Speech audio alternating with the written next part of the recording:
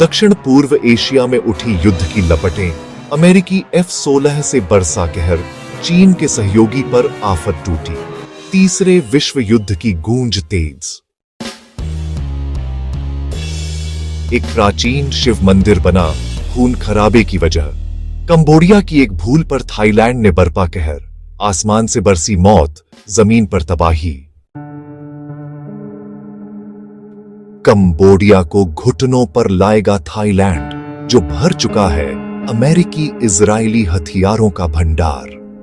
कांप उठा चीन, तभी मैदान में उतरा भारत, बिना युद्ध के, बिना हथियार के, लेकिन पूरी गेम ही पलट दी। सब चौंक गए। भारत ने पर्यटन और व्यापार को बनाया अपना ब्रह्मास्त्र। चीन की सॉफ्ट पावर को लगा करारा झटका। बैकडोर डिप्लोमेसी से भारत ने दोनों को साध लिया। ऐसा चक्रव्यूह रचा कि चीन अब बाहर निकल ही नहीं सकता। अब सवाल उठता है, इस युद्ध के खेल में असली ताकत किसके पास है?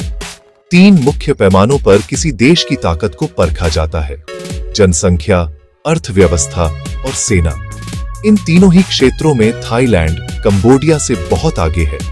थाईलैंड की जनसंख्या लगभग 7 करोड़ 1 लाख है, जबकि कंबोडिया की आबादी करीब 2 करोड़ है। सेना की बात करें तो ग्लोबल फायर पावर वर्ष 2025 के अनुसार थाईलैंड के पास 36,000 सक्रिय सैनिक और 2 लाख रिजर्व फोर्स है। वहीं कंबोडिया के पास केवल 2,200 सक्रिय सैनिक हैं और रिजर्व नाम मात्र की है। रक्षा बजट: थाईलैंड सालाना 5 अरब अमेरिकी डॉलर से ज्यादा खर्च करता है। कंबोडिया का बजट केवल 84 करोड़ डॉलर है, यानी थाईलैंड से 6 गुना कम। अब बात करें हथियारों की।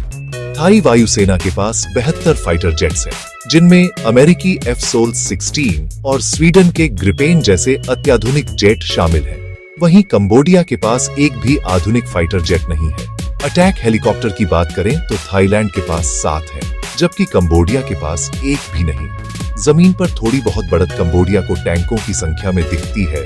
644 टैंक बनाम थाईलैंड के 635, लेकिन थाईलैंड के पास 16,000 बख्तरबंद वाहन हैं, जो किसी भी ऑपरेशन को सुरक्षित बनाते हैं। साथ ही इजराइल से खरीदे गए ड्रोन और रॉकेट लॉन्चर थाईलैंड को अत्याधुनिक युद्ध क्षमता देते हैं। सीधा मतलब, कंबोडिया के पास आंकड़ों में कोई दम नहीं, और चीन भी उसकी सीधी मदद नहीं कर सकता, क्योंकि थाईलैंड से भिड़ना मतलब अमेरिका से सीधी टक्कर लेना, जो ड्रैगन फिलहाल नहीं चाहता।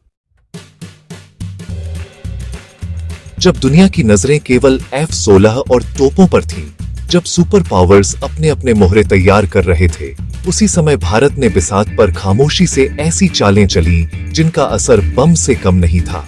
भारत ने कोई बयान नहीं दिया, किसी का पक्ष नहीं लिया, लेकिन पर्दे के पीछे जो किया उसने सबको चौंका दिया। भारत का पहला ब्रह्मास्त्र: पर्यटन डिप्लोमेसी। थाईलैंड की पर्यटन इंडस्ट्री लंबे समय से चीनी पर्यटकों पर निर्भर थी। चीन इसी का लाभ उठाकर थाईलैंड पर दबाव बनाता था, लेकिन जैसे ही चीन की आर्थिक स्थिति डगमगाई, भारत ने एक मास्टर चाल चली, अपने नागरिकों के लिए थाईलैंड के दरवाजे खोल दिए। वर्ष 2024 से 2025 के बीच रिकॉर्ड 21 लाख भारतीय पर्यटक थाईलैंड पहुंचे, जिससे उसकी अर्थव्यवस्था को अरबों डॉलर का सहारा मिला। भारत थाईलैंड का दूसरा सबसे बड़ा पर्यटक स्रोत बन गया। इस एक कदम ने थाईलैंड की चीन पर निर्भरता तोड़ी और उसे भारत पर आर्थिक रूप से जोड़ दिया।